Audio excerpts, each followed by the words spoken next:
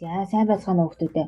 За тэгэхээр өнөөдөр би та бүхэнд санхүү эдийн засгийн их сургуулийнхаа эрх зүйн хөтөлбөрийн талаар танилцуулга хийе гэд бэлдсэн байна. За өнөөдрийн энэ та хэдэд танилцуулга хийх өнөөдрийн энэ зүүмд болохоор манай бакалаврын санхүү эдийн засгийн сургуулийн бакалаврын сургалтын албаны зохицуулагч Золбоо, за эрх зүйн тэнхимийн багш дэд профессор Хулан багш Баярмаа нар оролцож байна. За миний бие бол эрх зүйн тэнхимийн эрхлэгч Оюун гэж багш байна. Тэгээ та бүхэнд эхлээд хөтөлбөрийнхаа талаар танилцуулаад дараа нь та бүхний сонирхсан асуултад манай тэнхимийн Хулан багш, Баярмаа багш за миний бие хариулнаа. За эхлээд сургуулийнхаа түүхэн замлын талаар товчхон танилцуулж ихтэй өмнөх багш нар ч гэсэн та бүхэнд танилцуулсан баг тийм ээ. Тэгэхээр манай сургууль бол 1924 онд байгуулагдсан. 24 онд Гайлийн төр сургууль нэртэйгээр байгуулагдаад ингээд 1935 онд Эхлэн бодох техникумын сургууль улмаар 1946 онд санхүү эдийн засгийн техникум болсон. За ингээд цаашаага үйл ажиллагаа маань өргөжөөд зах зээлийн эдийн засаг руу шилжсэн 1990 онд засгийн газрын шийдвэрээр эдийн засгийн коллеж болсон. За ингээд эдийн засгийн коллеж болоод өөрийнхөө үүргийг бол гүйцэтгээд улмаар сургуулийн сургуульт стратегийн зорилгын дагуу 2006 онд санхүү эдийн засгийн дээд сургууль болсон. За улмаар 2016 онд санхүү эдийн засгийн их сургууль болж өргөгдсөн байх нэ. За тэгэхээр та бүхэн бол 97 жилийн түүхтэй санхүү эдийн засгийн их сургуулийн танилцуулгыг бол харж байна тийм ээ. За статистикийн зарим нэг статистикийг бас сонирхуулъя. Тэгэхээр одоогийн байдлаар манай сургууль 5600 гаруй оюутан суралцдаг. Бакалаврын, магистрийн, докторийн хөтөлбөртөө гэсэн үг тийм ээ. За манай сургуульд нийтдээ 300 гаруй эрдэмтэн багш ажилтнууд бол ажиллаж сургалт эзэмшилгээний ажлыг хийж гүйцэтгэдэг байх нэ. Сургуулийн хувьд бол 95 жил нэмэх буюу 97 жилийн түүхтэй удахгүй 2024 онд сургуулийн түүхт 100 жилийн болох гэж байна. За ажил олгогчдын сэтгэл ханамжийн хувьд манай төгсөгчдөд 87% буюу нэлээд өндөр сэтгэл ханамжтай байдаг байхan. Тэгэхээр энэ нь манай сургуулийн сургалтын чанарыг илтгэх үзүүлэлт юм аа. За үүндээ зэрэгцээд сая та хэдэд энэ дээр бас юу яасан баг тий харагдсан. Манай төгсөгчдийн ажил эрхлэлтэй хувь бол 75 дээр нэмэх нь 24 гэсэн ийм хувьтай байна. Энэ ямар учиртай юм бэ гэхээр төгсөгчдийн 75% төгсөөд ажлын байранд гардаг бол 24% нь агсан түвшний сургалтад сурдаг учраас нийт төгсөгчдийн ажил эрхлэлтэй хувь бол ийм өндөр хэмжээтэй гардгаа гэж эндээс харагдж байна. За тэгэхээр манай сургууль уламжилт ийм 10 хөтөлбөр байдаг. За энэ жил шинээр програм хангамж даатгалын хөтөлбөрүүд олон улсын худалдаа гэсэн хөтөлбөрүүд нэмэгдэж байгаа. За тэгэхээр удахгүй зарлагдсан. За яг манай сургууль ийм 10 мэргэжлэр оюутнууд сурж байгаа. Мэдээллийн систем, эдийн засаг, нийтлэн бодох бүртгэл, эрх зүй, жижиг үйлчлэгээ, бизнесийн удирдлага, аялал жуулчлалын менежмент, маркетинг, санхүү, банк гэсэн ийм мэргэжлэр. За энэ дотроос эрх зүйн мэргэжлээ би та бүхэнд танилцуулах гээд байна. Тэгэхээр эрх зүйн мэргэжлийг эрх зүйн тэнхимээс энэ хэлбэрийг хариуцдаг. За тэгэхээр та бүхэн бол энд манай тэнхимийн асын харааг харж байна тийм ээ. Асын харааг харж байна. За тэгэхээр бид тэнхимийнхаа асын харааг юу гэж тодорхойлсон байх нэ гэдгийг та бүхэн эндээс харж болох юм шүү дээ тийм ээ. Тэгэхээр манай тэнхимийн асын хараа бол эдийн засаг, санхүү, нийтлэн бодох бүртгэл, бизнесийн эрх зүйн зохицуултыг хөгжүүлэхэд үнэтэй хувь нэмэр оруулж чадах, өрсөлдөх чадвартай, хүнлэг, ёс суртахуунлаг, эрх зүйч мэргэжилтэн бэлтгэдэг хөтөлбөр болж хөгжнө гэж бид асын хараагаа томьёосон бөгөөд энэ асын хараанд хүрэхийн тулд өнөөдрийн бүхий л сургалт судалгаа бүхий л үйл ажиллагаагаа энэ асын хараа руугаа чиглүүлэн явуулдаг байх нэ. За эрх зүйн тэнхимийн хувьд тийм ээ бид нар 120 гаруй төгсөгчтэй. За 11 үндсэн багш ажилтан ажилладаг. За үүнээс гадна зөвхөн үндсэн багш нараас гадна манад гэрээт болон цагийн салбартаа хүлээн зөвшөөрөгдсөн хууль эрх зүйн салбарт ажилладаг олон ийм туршлагатай багш нарыг бид нар гэрээт багшаар ажиллаулдаг. За яг өнөөдөр манай сургууль эрх зүйн мэргэжлэр 250 гаруй оюутан бол суралцж байна. За төгсөгчдийн ажлын байрны хувьд төгсөгчдийн 75% нь ажлын байртай. Тэгээд 24% нь мэргэжлэрээ болон агсан түвшний сургалтанд тийм ээ магистрийн хөтөлбөрт за мөн нийтлэн бодох бүртгэлээр суралцж байгаа байх нэ. Тэгэхээр бидний одоо төгсөгчдийн ажил эрхлэлтийн хувьд бол нэлээд өндөр одоо гардаг нь бол эндээс харагдаж байна. За манай тэнхэм үндсэн 11 багштай. Тэгэхээр манай тэнхмийн багш нар бол Монгол Улсын их сургууль, Шихийн удаг, дотоодын цэргийн их сургууль, их засаг гэдэг ийм сургуулиудад бакалаврын хөтөлбөрөөр мөн одоо Бүгд найрамдалтад ард улсын Дайланы их сургууль, Бүгд найрамдалтад ард улсын Шандууны их сургуулиудаа бакалаврын зэрэг эзэмсэн. За дараа нь Монгол Улсын их сургууль, их засаг, за мөн Эдинбургийн их сургууль, Япон, Энтхэг гэдэг тийм олон улс орнд магистр болон бусад одоо эдмийн зэрэг цол эзэмсэн. За мөн одоо Хөх хотын Өр Монголын Хөх хотын их сургууль гэсэн ингээд сурч эдмийн зэрэг цол хамгаалсан 11 одоо үндсэн багш бол ажилладаг байна. За тэгэхээр та бүхэн манай хөтөлбөрт илж орох юм бол одоо эрх зүйн хичээлийг эдгээр багш нар бол заах нэ. За үүнээс гадна энэ бол үндсэн багш нар. Тэгээ үндсэн багш нараас гадна бидний хамтын ажиллагаатай хуулийн фирмүүд, за мөн одоо төрийн байгууллага, бусад одоо байгууллагад ажилладаг салбартаа хүлээн зөвшөөрөгдсөн ийм одоо багш нар бол манай гэрээт одоо багшаар ажиллаж оюутанд өөрсдийнхөө сурсан мэдсэн зүйлээ хүргэдэг байх нэ. За эрх зүйн мэргэжлийн тодорхойлтын хувьд бид нар мэргэжлийнхаа тодорхойлтыг юу гэж тодорхойлдог вэ гэхээр олон улсын болон үндэсний хөрөнгө оруулалт, худалдаа, бусад эдийн засгийн харилцааны эрсдлийг тооцож, хууль зүйн хамгаалтыг оновчтой хэрэгжүүлдэг эдийн засаг бизнесийн удирдлагын мэдлэгтэй мэргэжилтэй юм гэж одоо тодорхойлдог. Тэгэхээр манай сургуулийн одоо онцлог нь одоо үүн дээр гарч ирж байна. За тэгээ энэ талаар бол дараагийн слайдн дээр дэлгэрүүлж одоо ярина. За судлах хичээлүүдийн хувьд тийм ээ. Тэгэхээр одоо нийт судлах хичээлийн 60% нь бол эрх зүйн одоо хууль эрх зүйн хичээлүүд байдаг. За 9% нь болохоор англи хэлний хичээл, 5% нь нийгэм хүмүүнлэгийн хичээл, 26% нь санхүү, эдийн засаг, нийтлэн бодох бүртгэл, менежментийн хичээлүүд одоо байдгаараа бол онцлог байх нэ. За бакалаврын зэрэг олгох одоо манайд хоёр одоо та бүхэн бол хоёр одоо ийм хөтөлбөрөөр сурж болно. Өдрийн хөтөлбөр, хамтарсан хөтөлбөр гэдэг. За өдрийн хөтөлбөрийн дотроо бас одоо хоёр байдлаар тиймээ суралцж болно. Хоёр хэлбэрээр суралцж болно. За манай санхүү эдийн засгийн сургууль 4 жил суралцаад эрх зүйн бакалаврын зэрэг бол авч болно. Мөн нөгөө хэлбэр нь манай сургууль одоо 5 жил суралцаад энэ нийтлэн бодох бүртгэлтэй хослсон хөтөлбөр байдаг. 4 жил сураад нийтлэн бодох эрх зүйн бакалаврын зэрэгээ аваад тэгээд дахиад 1 жил сураад нийтлэн бодох бүртгэл мэргэжлэр бизнесийн удирдлагын бакалаврын зэрэг авна. Үндсэндээ 5 жилийн хугацаанд 2 бакалаврын зэрэгтэй одоо төгсөж болдог ийм хослсон одоо хөтөлбөр бол байдаг. За хамтарсан хөтөлбөрийн хувьд бол бид 2009 оноос эхлээд Бүгд найрамдалтад ард улсын Дайланы их сургуультай хамтарсан бизнесийн эрх зүйгээр одоо хамтарсан ийм хамтарсан хөтөлбөрийг одоо хэрэгжүүлж байна. Тэгэхээр энэ хөтөлбөрт суралцах одоо оюутнуудын хувьд бол 1-2 дугаар курстэй санхүү эдийн засгийн сургууль суралцаад 3-4 дугаар курстэй Дайланы их сургууль суралцсан. За төгсөхдөө Дайланы их сургуулийн эрх зүйн бакалаврын диплом, санхүү эдийн засгийн их сургуулийн эрх зүйн бакалаврын одоо зэргийг бодоод авдаг ийм одоо хөтөлбөр байх нэ. За тэгэхээр эдгээр хөтөлбөрүүдээс та бүхэн өөрсдийнхөө сонирхлоороо 4 жил сураад эрх зүйн бакалаврын зэрэг авах уу, 5 жил сураад нийтлэн бодох бүртгэлийн мэргэжлэр нэмээд бакалаврын зэрэг авах уу, эсвэл хоёр одоо улсын аль альнийх нь бакалаврын зэрэгтэй хөтөлбөр суралцах уу гэдгийг одоо сонгох юм боломж одоо бий. За ер нь санхүү эдийн засгийн их сургуулийн эрх зүйн одоо хөтөлбөрийг одоо сонгож суралцах шалтгаан нь юу юм бэ гэдэг дээр нэг товч хэлье. За юуны төрөнд одоо манай сургуулиуд олон улсад магадлан итгэмжлэгдсэн ийм одоо сургуулаа. Тэгэхээр тийм ээ бизнесийн одоо сургуулиудаас Монгол улсад хамгийн анх удаа Америкийн нэгдсэн улсын ACB-SB-гийн одоо магадлан итгэмжлэл хийгдсэн ийм одоо сургууль байна. За үүнээс гадна манай сургуулийн эрх зүйн одоо хөтөлбөрт шүүх хуралдаан, практик сургалтын танхим болон дадлагын жишгүүд одоо суралцах, дадлагдах боломж одоо бүрдсэн байдаг. За дараагийн нэг шалтгаан нь бизнесийн үйл ажиллагааг хууль зүйн эрсдэлгүй явуулах, аливаа гарч шийдлийг олж санаачлан хэрэгжүүлэгч болж оюутан одоо төгсөлтөд бол бидний онцлог одоо оршиж байна.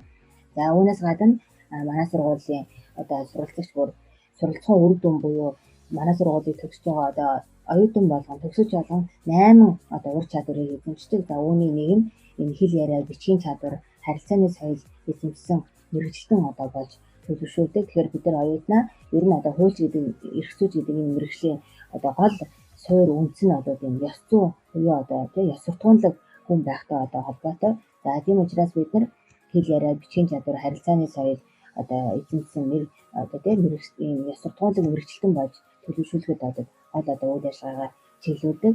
За манай сургуулийн эрх зүйн хөтөлбөрийг сонгон суралцах хамгийн том шалтгаан нь юу вэ гэхээр ерөөсөө бусад Монгол улсын хууль эрх зүйн бусад ижил төстэй хөтөлбөрөөс ялгагдах гол ялгаа нь эдийн засаг санхүү, нөхцөл бодох бүртгэл, бизнесийн салбарын мэдлэгтэй эрх зүйчдийг бэлтгэдгээр онцлог. Тийм учраас би түрүүн та бүхэнд хэлсэн тийм ээ. Нийт судлах хичээлийн 26% нь 30 орчим хувь нь эдийн засгийн, нөхцөл бодох бүртгэл, санхүү, бизнесийн хичээлүүд байдаг учраас манай төгсөгчид бол эдийн засаг, санхүү, нөхцөл бодох бүртгэл, бизнесийн салбарын мэдлэгтэй ийм эрх зүйчид болдгоороо бусад сургуулийн эрх зүйн хөтөлбөрөөс ялгаатай онцлог гэдгийг нь харуулж байна. За төгсөөд манай оюутнууд ямар ажил хийж болох вэ гэхээр бизнесийн байгууллагын хуулийн зөвлөх, гэрээний хуульчаар ажиллаж байна. Өмгөөлийн нөхөрлөл хуульчаар ажиллаж байна. За мөн төр засаг захиргааны байгууллагад хуулийн мэргэжилтэн хийдэг. Бүх шатны шүүх, прокурор, цагдаагийн байгууллагад ажилтнаар ажиллаж болох нь. Мөн гадаадын хөрөнгө оруулалттай компани хуулийн зөвлөгөөр ажилладаг. За хууль зүйн салбарын эрдэм шинжилгээ, судалгааны ажилтан гэх мэт ийм олон ажлуудыг эрхлэх боломжтой. Манай сургуульд эрх зүйн хөтөлбөрт элсүүлэх болцол гэх юм бол бүрэн дунд боловсролын гэрчлэлтэй байх ёстой. За математик, нийгмийн ухааны эсэлтийн ерөнхий шалгалтын аль өндөр оноогоор нь элсүүлнэ. За өндөр оноо гэдэг маань математик, эсвэл нийгмийн ухааны нийгмийн тухай мэдлэг хичээлийн ээшийн оноо нь аль нэг нь 620-оос дээш байх юм бол эрх зүйн бакалаврын хөтөлбөрт суралцах боломжтой байх нэ. Хөнгөлтэй нөхцлөөр элсүүлэх бас журмыг бид нар жил болгон элсэлтийнхаа журманд зааж өгдөг. За энд юу авах вэ гэхээр улсын нийгмийн тухай мэдлэгийн олимпиадад оролцоод эхний 5 байр эзэлсэн бол өдрийн үндсэн хөтөлбөрт эрх зүйн мэргэжлэр элсэх боломжтой байх юм тийм ээ. За мөн хамтарсан хөтөлбөрт элсэж болно. За хятад хэлний улсын олимпиадад медальт олон тусгай байр эзэлсэн хятад хэлний төвшин тогтоох HSK буюу тийм ээ Хань Шүйд мөр хавши гэж хэлдэг тийм ээ. Хятад хэлний төвшин тогтоох шалгалтад 5 болон түүнээс дээш төвшингийн оноотой. За ээшийн математикийн оноо 620-оос дээш, нийгмийн тухай мэдлэгийн оноо 480-оос дээш байх юм бол бүгд найрамдчилж улсын хамтарсан эрх зүйн хөтөлбөрт элсэн суралцаж болох нь. За мөн жил болгон санхүү эдийн засгийн сургуулийн нэрмжит олимпиадуудыг зохион байгуулдаг. Тэгэхээр энэ нэрмжит олимпиадын математик, англи хэлний олимпиадын нийлбэр дүнгээр эхний 5 байранд орсон. Нийгмийн тухай мэдлэгийн дүнгээр эхний 5 хүртэл байранд шалгарсан бол эрх зүйн мэргэжлэр суралцах юм эрхийн бичиг авд энэ хөтөлбөрт элсэн суралцах болцыг хангадаг байх нэ. За тэгээд сургуулийн бүртгэлтэй холбоотой мэдээллийг бол ийм сайт тийм ээ утсаар та бүхэн харж болно. Тэгэхээр энэ манай сургуулийн веб хуудсанд тогтмол зочлоод элсэлтэй холбоотой, мэргэжил сурталчилгатай холбоотой, бүртгэлтэй холбоотой мэдээллүүдийг авч болох нэ. За мөн нэрмжит олимпиадуудыг мэдээллийг авч болно. Тэгэхээр бид удахгүй 21 оны буюу энэ оны 5 дугаар сарын 1-ээс 5 дугаар сарын 19-ний өдрүүдэд нийгмийн тухай мэдлэгийн олимпиада зохион байгуулахаар төлөвлөж байгаа. За удахгүй энэ олимпиадын удирдамж болоод ямар үе шатстайгаар явагдах юм бэ гэдэг ийм мэдээллүүдийг удахгүй та бүхэн харах боломжтой. Тэгэхээр ер нь англи хэлний олимпиад, математикийн олимпиад, нийгмийн тухай мэдлэг, мэдээлэл зүй, маркетинг гэдэг ийм олон санхүү эдийн засгийн сургуулийн нэрмжит олимпиадууд зохион байгуулагддаг. Тэгээд энэ олимпиадад оролцоод ялгч болсон тохиолдолд санхүү эдийн засгийн сургууль суралцах эрхийн бичгээр шагнуудаж энэ эрхийн бичгийн эзэн болдог юм аа. За ингээд та бүхэн манай сургуулиас цаашаа зохион байгуулах нээлттэй хаалганы удирдлага, мэргэжил сурталчлах хөтөлбөрүүдэд оролцож мэргэжлүүдийнхаа талаар тодорхой ойлголтуудыг аваад мөн тухайн мэргэжлийг хариуцдаг техникийн багш нартай холбогдож тэр мэргэжлийнхаа талаар зөвлөгөө авах тэгээд төгсөөд ямар ажил эрхлэхийн сургалтын хөтөлбөр сургалтын төлөвлөгөөний талаар бас энэ мэдээллүүдийг авах бүрэн боломжтой. За ингээ анхаарал хандуулсан та бүхэнд баярлалаа. Тэгэхээр би товчхон танилцуулаа. Тэгээд та бүгдээс асууж тодруулах зүйлүүд байвал асуултанд нь хариулъя. Магистра гадаад сураад ирэнгүүт Монгол гадаадын хуулийг судлах гэсэн болохоор ажил авах гэдэг яриа өгч тэр үний юм болоо. Үгүй шүү дээ. Яалаа гэж манай техник гэсэн 3 багш гадаадад магистрийн зэрэг хамгаалаад ирсэн. ийм багш нар болоод байна. Тэрийн хүмүүс бол багшлагаасаа өмнө хуулийн фирмд одоо хуульчаар ажиллаж байсан. За төр захиргааны байгууллагч гэсэн одоо албан тушаал дээр ажиллаж байсан ийм хүмүүс. Энд чинь эрх зүйн бакалаврынхаа зэрэгээ Монголдо эзэмсэн систем нь өөр л болохоос биш энэ чинь хууль нь өөр айлгаж шүү. Тэгэхээр хуулиуд нь бол одоо тэг ямар англи саксоны эрх зүйн бүлтэй улс орнд сурсан юм уу? Эсвэл Ром Германы эрх зүйн бүлтэй улс орнд сурсан юм уу гэдгээс одоо үл хамааран ажиллах нөхцөл боломжийн хувьд бол ямар ч асуудалгүй. Яагаад гадаадад эрх зүйн мэргэжлэр төгссөн хүн Монголд ажиллаж болохгүй гэж болно шүү дээ. Түүнчлээ одоо гадаадын ихтэй сургуульд бакалаврын зэрэг хамгаалаад ирсэн хүмүүсүүд хуульчийн сонгон шалгаруулах одоо сонгон шалгаруулалтанд ороод хуульчийн энэ шалгалтанд тэнцэх юм бол одоо өмгөөлөл хийх ингээд шүүгчийн сонгон шалгаруулалтанд орох гэдэг ингээд хуульч мэргэжлэрээ ажиллах боломжийг надад бүрддэг шүү дээ. Тэгэхээр тийм асуудал бол байхгүй. Энэ бол бас ташаа ойлголт байна л гэж одоо хэлэх юм. Одоо энэ эрх зүйгээр нөгөө судалгаа төгслөө гэж бодоход одоо банкны compliance-ийг ажиллах боломж байдаг юм уу? Байлгүй яах вэ? Тэгэхээр альч одоо ерөөсөө одоо хуулийн зөвлөхгүй, хуулийн хилтэсгүй албан нэгж байхгүй шүү дээ. Тэгэхээр бүх одоо албан нэгжид ажиллаж болно. Манайхаа төгссөн олон хүмүүс банкны хуулийн хэлцэд ажиллаж байна. За тэгээ олон одоо MCS тэгээ том компаниудад бацал одоо ажиллаж байна. Ямар хуулийн фирм нөхөрлөдөд ажиллаж байна. Төр захиргааны байгууллагуудад ажиллаж байна. Тэгэхээр банкны одоо энэ хэлтс комплайнсийн хэлтс одоо ажиллах боломжтой гэсэн үг боломжтой. Яэшүү хичээл нь мэт өгөхгүйгээр оронд нь англи өгөө 600-аас дээш аваад сургуульд ийсэн орж болох юм болоо. Манайх болохоор математик нийгмийн тухай мэдлэг гэсэн ийм одоо хоёр хичээл. Тэгэхээр тийм математикийн хичээл дээр 620-аас дээш авах юм бол манай хөтөлбөр бэлтгэл болно. Нийгмийн тухай мэдлэг дээр 620-аас дээш оноо авах юм бол бас манай хөтөлбөр болно. Ганцхан англи хэлний хичээл дээр 620 байх юм бол манай эрх зүйн хөтөлбөр авах боломжтой гэсэн. Тэгэхээр манай сургуулийн ихэнх хөтөлбөрөд ерөөсөө ихэнх хөтөлбөрөд математик англи хэл хоёрын дундаж оноо 620 байхыг бол байж шүү дээ. Тэгэхээр манай өмнө ч гэсэн манай хөтөлбөр бол бас л нийгмийн тухай мэдлэг математикийн онооны дунд чинь 620 байсан. За энэ жилийн үед бол бид нар аль нэг хичээлтэй нийгмийн тухай мэдлэг нь 620 эсвэл математикийн хичээл нь 620 гэдэг ийм шаардлага тавьж байгаа. Тэгэхээр та нар бас гарч байгаа ахалтай яагаад одоо эрх зүйн хөтөлбөрт математикийн хичээлийн оноо өндөр байхыг шаардж байгаа юм болоо гэдэг. Учир нь гэвэл одоо та нар логикийн хичээл үзэн эхлэн бодох бүртгэлийн үндэс манай сургуулийн үндсэн одоо 4 жилээр сурах эрх зүйн бакалавр сурахдаа 5 эхлэн бодох бүртгэлийн хичээл, за тэгээд санхүүгийн 2 хичээл, бизнесийн 3-4 хичээл, экономиксын одоо хичээлүүд үздэг. Тэгэхээр эдгээр хичээлүүд өөрөө мат суурьтай байдаг.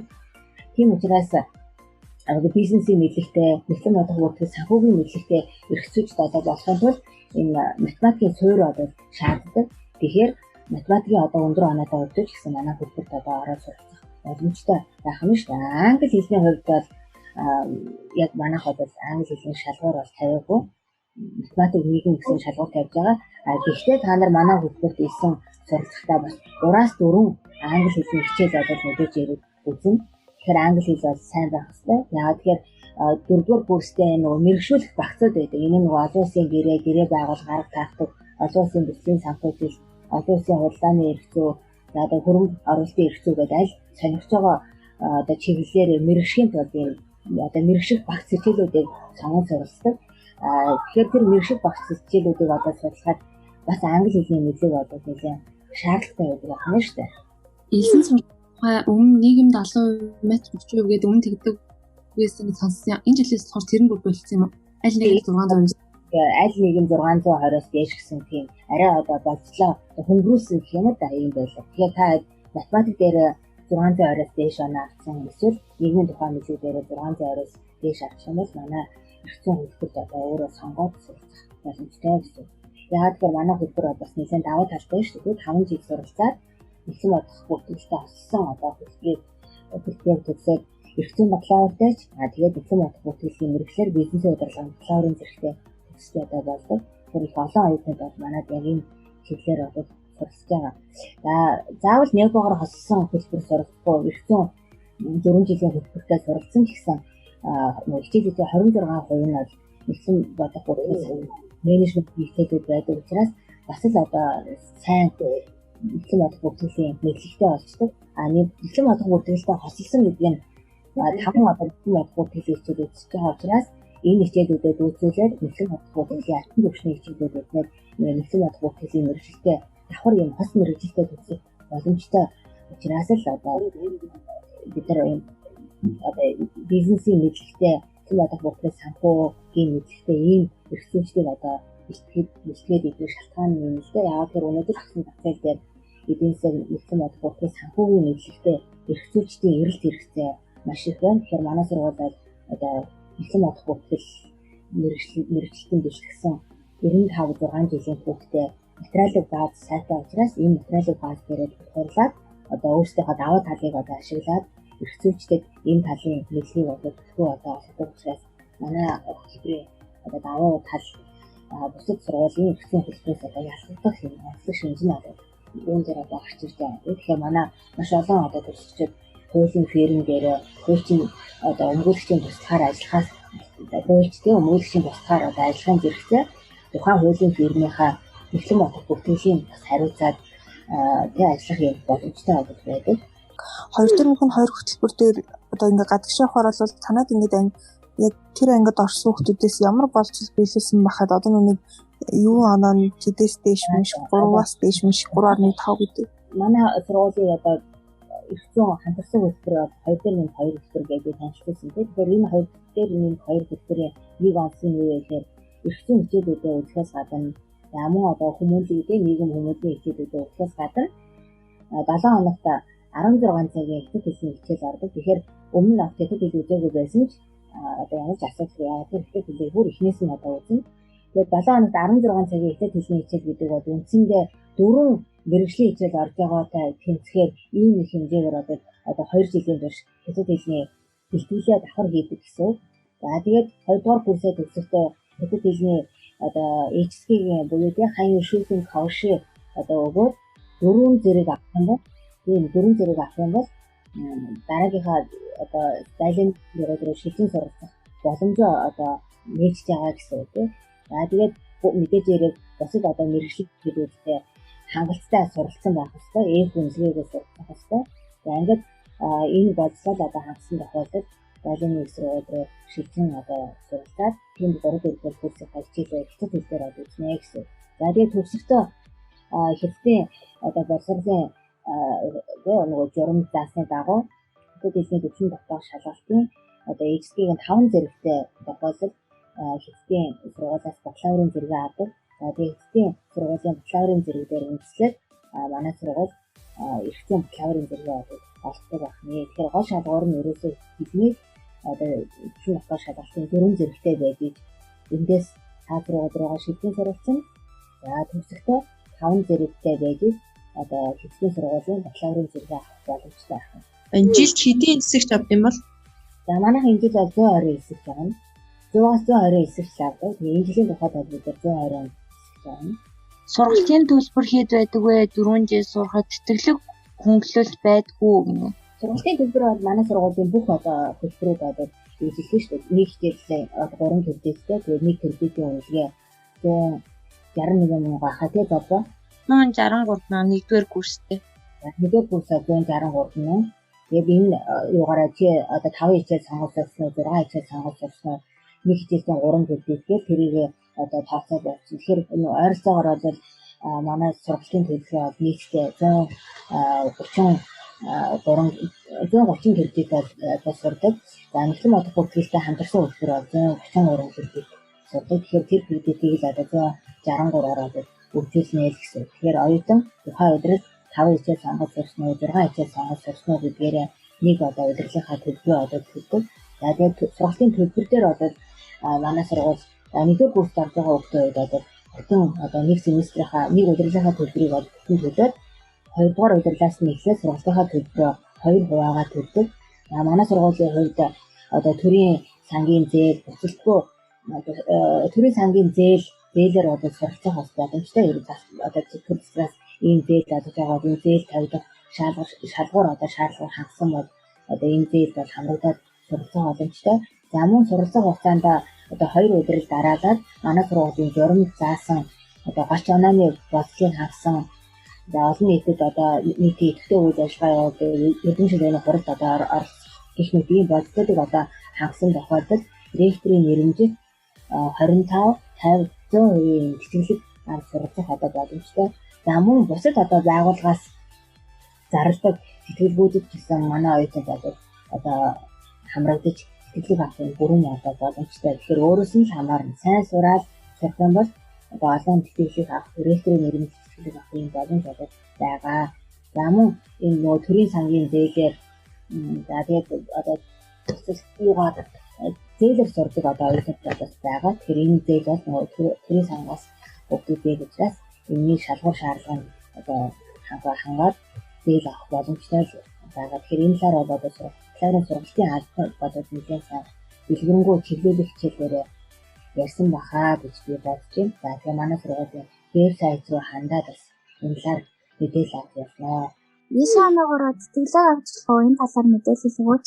Ийшээ оноогоор тэтгэлэг авах нөгөө улсын боловсрол журам байгаа шүү дээ. Тэгэхээр 750-аас 750 тэгээ 800 авсан бол нэг удирдлагын төлбөрөөс 750 авсан бол 750 оноотой бол нэг удирдлагын одоо сургалтын төлбөрийн 50%-аас төлөөдөг юм гэсэн.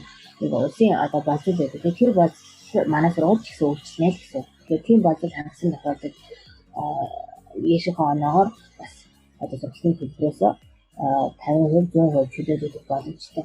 Энэ нь өөрөө сургуулийн одоо эсэлтийн журман дээр хор заагаад өгдөг. Тэгэхээр удахгүй эсэлтийн журам болгоорн тэгэхээр ингээс та бүхэн харж болсон юм шүү дээ. Энэ нөгөө нэг математикийн хичээлээрээ биш нийгэм англи хэлээрээ 750-аас дээш юм авахад энэ нөгөө тэтгэлэг нь хамаарахгүй эсвэл заавал математикээрээ л авах хэрэгтэй юу? Нийгэм англи хэлээр гэхээр одоо нөгөө журмал харандаа яа тэгэхээр нөгөө юу манай сургуулиар бол нөгөө хоёр хичээлгээ заасан учраас тийм хоёр хичээл дээрээ 750-аас дээш авсан болно гэсэн үг шүү дээ. Одоо бус мэргэжлэр сухад ямар ч гэсэн нөгөө эсэв өгөө тийм ур чадварын тэм шалгалт өгөөд 30 оноо нэмүүлж болдог гэсэн тэгж болт юм эрх зүй. Манай мэргэжлүүд ер нь бол ур чадварын шалгалтууд өгөөд оноогоо нэмүүлэх боломж байгаа шүү. Бүх хөтөлбөрүүдэд хамааралтай. Сургуулийн хувьд нэг л эцгийн одоо юу гэсэн журам өгсөн гэсэн тийм юм болдог гэсэн. Санаа багшаа. Эрх зүйн танхимыг та 3 үгээр илэрхийлвэл ямар 3 үгээр илэрхийлэх вэ? За тэгвэл манай эрх зүйн танхим бол 11 багшныг туслах одоо ажилтнтай байсан шүү. Тэгэхээр бид нар одоо ясагтунлаг хамтаж нийтж ийм зүйлийг л гол одоо зорилгоо болгож ажилладаг. Эсэний сэдв нь голдуу ямар сэдвэр байдаг вэ? Эсэний сэдв бол ер нь чиний суралцах зорилго хэрэгцээ шаардлагыг л харуулсан тийм сэдв байгаа шүү. Яг энэ хэлбэрээр одоо чи суралцах гэдэг шалтгаан хэрэгцээ зорилго чи юу юм бэ гэдгээл хэрхэн одоо илэрхийлж чадчих. Үнэхээр санхүүгээр ч юм уу үнэхээр одоо эрх зүйгээр сурах гэсэн ийм зорилго чамд байгаа мó? Энэ мэргэжлээрээ сурсныхаа сураад чи одоо улс орондоо ямар хувь нэмэр оруулах вэ? Хувь хүнийхээ хувьд яаж одоо өөрийгөө хөгжүүлэх юм? Яаж энэ хугацаанд чи өөрийгөө сурах одоо бүх зүйлээ энэ чиглэл рүү одоо зориулж чадах юм бэ гэдэг. Үндсэндээ бол чиний хандлагыг л одоо эсэгээр чинь хардаг. Тэгэхээр тэрийг л илэрхийлэх хэрэгтэй. Онлайнаар авах нэрмжийн шалгалтуудаас эрх авсан тохиолдолд мөн Ешийн суурь онооныхоо болцлыг хангасан байх ёстой юу гинэ? Ешийн суурь онооны хангасан байх ёстой. Яагаад тэгэхээр ихтэй сургуульд ороход чинь Ешийн суурь оноо тавьсан байгаа шүү дээ. Тийм суурь оноотой байж чи хэдийгээр суралцах эрхийн бичиг авсан ч гэсэн одоо бусад нөгөө оюутны эдлэх ёстой эрхүүдийг эдлэх оюутны авах ёстой үйлчлэгийг одоо авахын тулд тэгээд ихтэй сургуульд одоо авахын тулд нөгөө тэр босго оноог одоо авсан байх ёстой. Тийм учраас манай сургуулийн олимпиадын удирдамжиндээ ч гэсэн хэдийгээр эрхийн бичиг авсан ч гэсэн одоо энэ нөгөө чи ихтэй сургуульд эсэж арах тэр суурь оноо 420 тийм нөгөө тэр одоо босго оноог авсан байх ёстой. Тэгэхээр босго оноо ч юм бол хамаагүй бага шүү дээ. Манай сургуулийн босго оноо одоо 620 гэдэг нэлээд өндөр байгаа тийм. Тэгэхээр 420 480 бодод баг босго оноог бол ийш өгж байгаа бүгд болгоно л авдаг байх гэж би бодоод байна шүү дээ. Ихэнх нь бүгд биш юм аа гэхэд ихэнх нь энэ оноог бол авчдаг байхаа гэж бодож байна. Олимпиадад ороод тэргүүн байр эзэлж байгаа одоо сурагч бол тэр хичээлээрээ ийш өгөхөд босго оноог нь авахгүй байх гэсэн юу бол байхгүй байх л та. Монгол дахь ажлын байрны олдоц хэр байдаг вэ? 2009 онд бид нар энэ Бүгдээр нутагт ард улсын зайлшгүй сургуультай хамтарсан эрх зүйн хөтөлбөрөөр илэрхийлсэн. Тэгээ эртний хөлбөр эхлүүлээд одоо 13 оноос эхлээд одоо манай оюутнууд одоо төгсч эхэлсэн байна шүү дээ. Анхны төгсөгчдод 2013 онд төгссөн. Тэгэхээр энэ хүүхдүүд бол бүгд л одоо ажил эрхэлж байна. Зарим нь эрх зүйн мэргэжлэрээ ажиллаж байна. Зарим нь хувийн одоо ээж аваа компанид хүний нөөцөөр ажиллаж байна.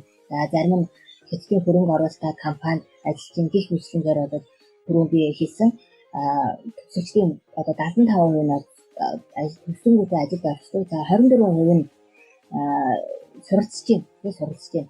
За ихэнх хүүхдүүд нөгөө магистрт суралцж байна. Хэвлэлийн засгийн газрын тэтгэлэгтэй магистрийн хөлбөр суралцж байна. За мөн нэгэн бодох бүртгэл мэргэжлэр болоод суралцж байна гэсэн.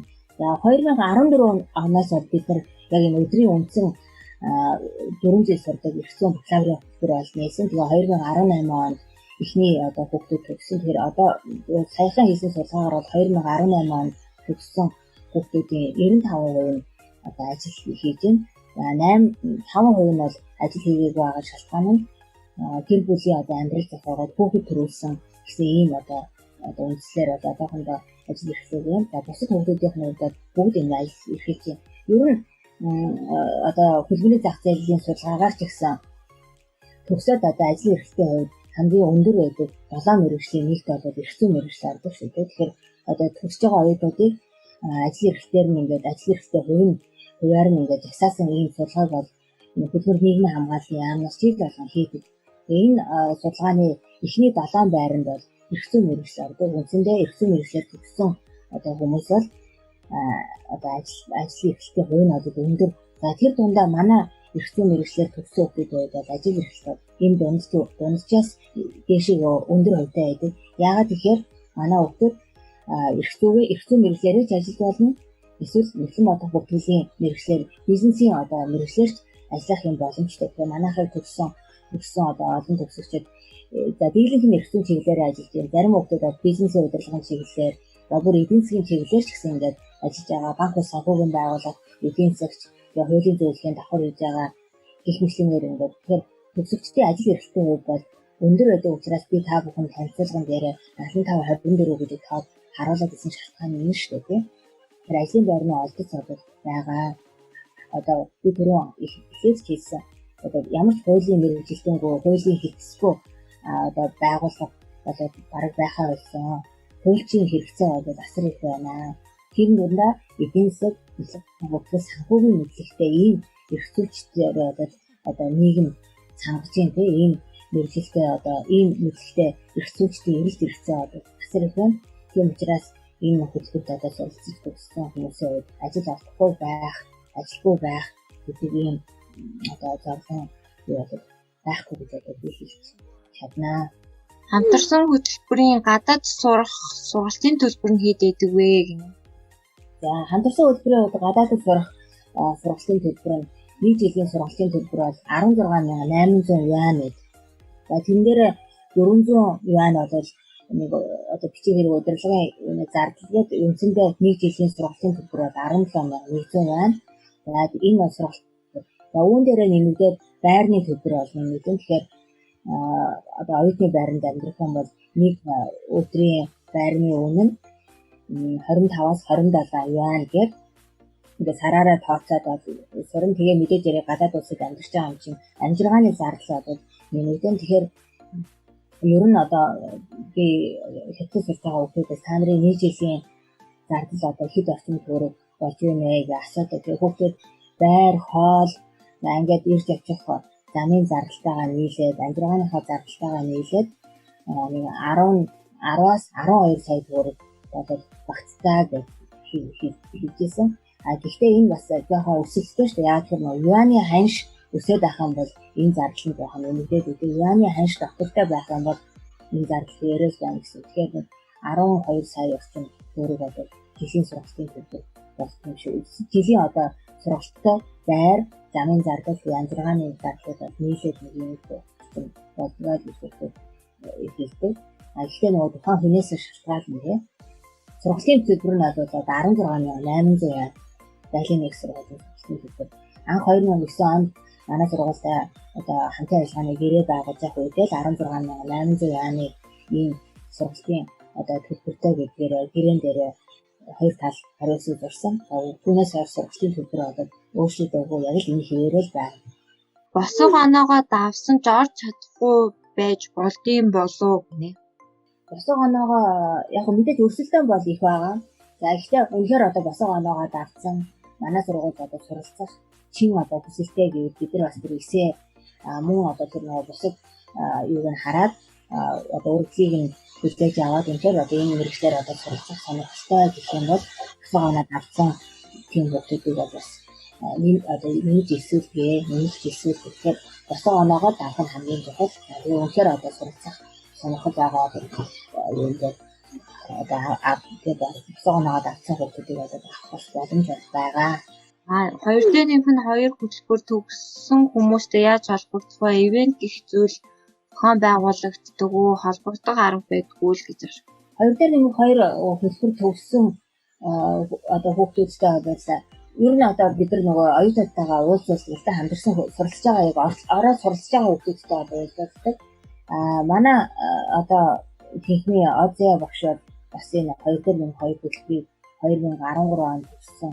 Дараа нь хуулийн фирм болоод намын компани гадаад одоо хуулийн элтэс гадаад гэрээний мэргэжилтнээр ингээд 5 жил ажилласан. Тэгээд одоо манай сургуульд багшаасаа 2 жил болсон. Тэгээд бид нар бас анхныхаа төгсгчийг асан хуулийн сонгон шалгаруулалтанд ороод тэнцсэн.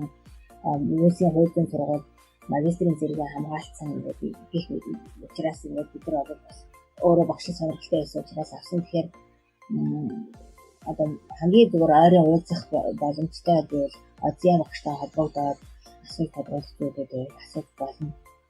Түүнээс бид нар бол суралцж байгаа 1-р курсд ороод суралцж байгаа 2-р курсд хамтсан курс суралцж байгаа суралцагч нартайгаа одоо дайны сургууль суралцж байгаа хүүхдүүд 3-4 курсынхаагаа уулзуулдаг. Төгсөж байгаа хүүхдүүдээс ч гэсэн ярилцлага хийдэг. За тэгээ манай сургууль дээр юу байгаа штэ сургуулийн нөгөө хамтсан хөтөлбөрүүдийн бичлэгүүд бол байгаа тийм төгсөгчдөөс одоо хамтсан хөтөлбөр төгссөн хүүхдүүдээс сэтгэлийг ингээ аваад бичлэг хийгээд тавьсан юм бичлэгүүд бол зөндөө байдаг. Тэн дээр бол яг л одоо та нарын асуух гээд байгаа асуултанд тэд нар одоо өөрсдөө сурч төгссөн хүмүүсийн хувьд энгийн үгээр ийм юм байдаг шүү, ийм юу болсон гэдэг одоо танилцуулсан тийм бичлэгүүд бол зөндөө байгаа. Сургуулийн вебсайтн дээр. Тэгэхээр тэр бичлэгүүдийг бол үзэх юм бол бараг чиний асуух гээд байгаа асуултуудыг бол тэр хүүхдүүд хариулсан л байгаа гэж бодож байна. Хөдөө орон нутагт хэрэг хуваар ирдэг вэ? Манай сургуулиуд хөдөө орон нутагт хуваар гэх юу байхгүй шүү дээ. Манай сургуулиуд ерөөс орон даяар нээлттэй онлайн нэлсэлт хийдэг. Тэгэхээр нэг сургуулийн эсэлцэг эдүүцэг юм сайтаар ороод онлайн нэлсэлт. Түүнээс бид нар тэр аймагт хөдөө хуваар гэх юм бол байхгүй. Манай сургуулийн бодол шалгуурыг хангаж байгаа одоо бүх хүмүүс бүртгүүлээд одоо элсэх боломжтой байгаа тийм учраас одоо хөдөө орон нутгийн орныг бид нар хийж авцгааж элсэлт улс орон даяар явуулдаг. Тэгэхээр хаа байгаа газараасаа л одоо онлайнаар холбогдоод бүртгүүлээд ингээд элсэх боломжтой. Босго оноогоо давтсан тэгээд тухайн яг юу хандна хуваар нь байхгүй бол өөр мэргэжил сонгож болох уу? Бодно шүү дээ. Тэгэхээр тэр нь өөр мэргэжил сонгохдоо тэр мэргэжлийн босго оноогоо батлах. Жишээлбэл бол санхүүгийн мэргэжлэр сургалтын тул математик англи хэлний дэндэж оноо 620 эдгээр сургалтын тул англи хэлний оноо 650 математикийн оноо 620 гэдэг ингээд ихэнх журман дээр босго онооны юу төгсөн байгаа шүү дээ. Онооны одоо хэлбэр тэрэндээ төгсөн багтай. Түүнээс манад одоо нийгмээр 720 төгсөн гэсэн өөр хэсэг дараах юм бол өөр хэсэг нийгмийн онооны 50-аас нэг хэсэг боломжтой гэсэн англи хэлний хавцдаг тэр хэсэг дарна. Манай хэсэг бол математикийн оноо 620 хэсэг болоод байна. Нийгмийн тухайн мэдлийн оноо 620 хэсэг болоод байна. Тэгэхээр нийгмийн тухайн мэдлийн 620 хэсэг юм математикийн 500 хэсэгтэй юм байгаа болохоор нийгмийн өндөр оноогоор орж байна. Тэгэхээр 500 англи хэлний 500 математикийн 500 хэсэг явах юм бол тэр оноо аль хэсэгт орж байна гэх юм уу? Тэр хэсэгт байгаа орнод хэсгийн журмыг одоо харах хэрэгтэй. Хэсгийн журмын одоо харна. Манай сургуулийн дээр гайхаж байна. Анхнаасаа нөгөө эрх зүйгээ сонгосон болохоор заавал тэрэндээ орох ёстой юм уу? Эсвэл өөр оноо гайгүй өөр ангид орчлох юм. Юун дээр нөгөө тэр бүтцэн нөгөө юу байгаа шүү дээ нөгөө 1-р бүдэг, 2-р бүдэг, 3-р бүдэг гэдэг ингээд юутай байгаа. Тэгэхээр юу яаж болно вэ? Одоо миний бол би одоо анх ихтэй ингээд хэлсэн. Тэгэхээр миний оноо нөхөд юм эсвэл бизнес удирдлагын одоо маркетинг хэрэгэд юм би тийшээ армаар байна гэж тухайн үед нь хэлээд авах боломжтой. Бакалаврын сургалтын албаны дарга мөнх жаргалагч маань орж ирсэн байна. Та бүхэн бас асуулт байвал асууж болно шүү. За ямар ч цаг зав гаргаад орж ирж байгаа сурагчтай баярлалаа. Оюун багштай бас баярлалаа. За саяны аавын асуултыг сонслоо. Нэг мэрэгчлэр элсэж орох гээд яшин шалгалт өгчөөд тухайн ангид тэгээ дүүрсэн байх нь бол өөр мэд. Тий. Одоо жишээ нь танаа хүүхэд ямар мэрэгчлэр орё гэсэн бодолтой байгаа? Ер нь бол бизнесийн удирдлага юм уу? Санхүү. Санхүү бизнесийн удирдлага гэхээр танаа хүүхэд бол эсэлтийн ерөнхий шалгалтандаа математик болон англи хэлний хоёр хичээлийн за тэгээд энэнгээрээ дундаж оноо 620 ба түүнээс дээш байж байгаа санхүү ангитай орё гэд бол босон оноо хангасан гэд бүртгүүлчихэж байгаа. Гэвч санхүү гэдэг мэрэгжил маань энэ жил хэдэн хүүхэд авах вэ гэдэг нөгөө хяналтын тоогоо батлуулна. Тэгэхээр яг орж ирж байгаа үеийн хүүхдүүд маань өөрөө яэшээ оноо өндрөөсөө бага руугаа жигсаа танаа хүүхэд яг хэдэж жигсэх вэ гэдгээсээ хамаараад тэр мэрэгжилд орж чадах уугүй юу гэдэг ирэмлэгттэй явчихдаг байгаа. Хэрвээ одоо юу гэдгийг санхүүгийн анги дүүрчлээ гэх юм бол бизнесийн удирдлагын анги руугаа л орох боломжтой. Яагаад гэвэл шалгуур хичээл нь хоёулаа адилхан учраас математик англи хэл учраас. Эсвэл одоо юу гэдгийг аль нэг өндрөөр нь математик дангаараа бол мэдээллийн систем юм уу эрх зүйн мэрэгжил рүү орох боломжтой. Эсвэл англи хэл дангаараа өндөр байх юм бол соёл иргэншил аялал жуулчлалын техникийн хоёр мэрэгжлийн хичээлээр элсэж орох боломжтой гэдэг. Мэтчлэнгээр яг ямар хичээл шалгуур болж байгаа вэ гэдгээс хамаарал явна да. Орох гэжсэн мэрэгжил нь дүүрчээд өөр мэрэгжлээр элсэж орж ирээд нэг жилийн дараа юм уу хагас жилийн дараа мэрэгчлээ солио гэхээр манай сургуулийн өөрөө дотоод журам байдаг байгаа. Тэгэхээр тухайн сурагч элсэж орж ирснээсээ хойш 2 улирал дараалаад 3-аас дээш голчтой сурж иж өөрийнхөө мэрэгжил рүү шилжиж орох боломж ол бүрддэг байгаа. Тэр веб дээр болохоор нөгөө эхлээд ганцхан мэрэгжил сонгоно гэсэн байсан байхгүй. Тэгэхээр би бас гайхаад зөвхөн тэрийгэл одоо хэлэх хэрэгтэй гэж бодсон байхгүй. Тэгэхээр яг хоо Есүс оноо гарсны дараа яаж болох дараа яг эцлээл юм. IQ IC гэдгээ бол дараа нь юуныхаа дараа хаа Есүсийнхээ дараа. IQ-гийн тест бол манай сургуульд элсэж орохоор сонирхоод бүртгүүлж байгаа бүх сурагчдаас авах юм. Тэгээд элсээд одоо элсгийн эргийн шалгалтын дүн гараад ирэхээр ер нь элсээд ороод ирсэн байгаа сурагчдын IQ-ийн чадвар нь ямар хөө түвшинд байгаа юм бэ гэдэг судалгаа гаргах зорилготойгоор хүүхдүүдээс. Энэ жил бол тэр бүртгэл баталгаажуулалтыг бүгд онлайнаар явуулдаг. Тэгээ яг сургууль дээр очиж ярьж. Тэгээ манай өнгөрсөн жилийн элсэлт бол бүгд онлайнаар явсан байгаа. Эрх зүйн ангид орчоод тэгээд нэгтлэн санхүүгийн чиглэлээр ажиллаж болно гэсэн шүү дээ. 4 жил сурч чаддаг болцоо байдаг. Энэ ийм төсөлтэй ихсэн бакалаврын зэрэг аавна. Тэгээд ихсэн бакалаврын зэрэг авсан гэж санхүүгийн банк санхүүгийн одоо байгууллага гэсэн мэт банк санхүүгийн байгууллага гэдэг ийм байгууллагууд ийм төсөл нэгсэн бас одоо хоёрын гэр бүлийн хаад компанид нэгэн хийгээд явж байгаа үедээ бодож байна. Яг ингээд ийм мэрэгчлэр ажиллаж байгаа юм гэхээр сургалтын хугацаанд одоо жишээлбэл бол экономикийн үндэс систем багцлалын үндэс санхүүгийн системийн үндэс санхүүгийн менежмент санхүүгийн бүртгэл тэгээд удирдлагын бүртгэл аудит татварын бүртгэл систем менежмент интерпренершип finance эдгээр санхүүгийн мэдээлэл эдгээр манай аюулгүй бодож байна. Тэгэхээр энэ хичээлүүдийг сонгосон одоо мэдээлэлээр хурдгаад одоо бизнесээр ажиллах боломжтой болоод байна. Тэгэхээр хүүхдүүд өөрсдөө сонирхлоороо би одоо ээж ахаа компанид ийм одоо яар ажиллая гэдэг одоо өөр байгууллагатай ингээд би ийм хичээлүүд хийсэн ийм одоо зүйлээр ажиллаж байна ингээд ороод ажиллах гэдэг юм. Манай мөрөө тэр яг л сургуулиуд ийм хэвчээ ийм хамгаан одоо мэдээлэл хийхдээ түүнээс гадна бизнесийн санхүүгийн одоо хамгаан зүйлээ өөрөөр хэлбэл тийм хэлбэрүүд одоо хараад байхгүй. Тэр манай хүмүүсийн одоо ихтэй нэгээс гадна Эртний мэдлийн хувьд бол ерөөсөө бас тойрог сургуулиудад үүсдэг. Эртний бакалаврын стандартыг заасан бүхэл зүйлүүдийг олж үздэг. Яг энэ хэрэгтэй мэдсэн бодгоосыг эдийн засгийн санхүүгийн зүйлүүдийг олж үздэг учраас нэгэн одоо санхүү мэдсэн болж үздэг. Тийм тойрог хийх цаашаа ийм эрхийг төсвийг одоо төсвөөр манайх руу авах хэрэгтэй. Агшаа энэ дээр нэг эрхцээ дээр 4-дөр нэмэх нэг гээд нөгөө нэг эрхцээтэй Ябогийн танилцуулга хийгдсэн юм уу? За тэгвэл эрхцээний давуу талыг бол хүүхдүүд аягуус ойлгосон ба шүү дээ. 4 жилээр яг үндсэн эрхцээгээрээ төгсөж байна. Тэгээ үргэлжлүүлээ. 5 дахь жил дээр Ябогоороо сураад 2 хос дипломтой одоо юу гэдгийг төгсөх боломжтой.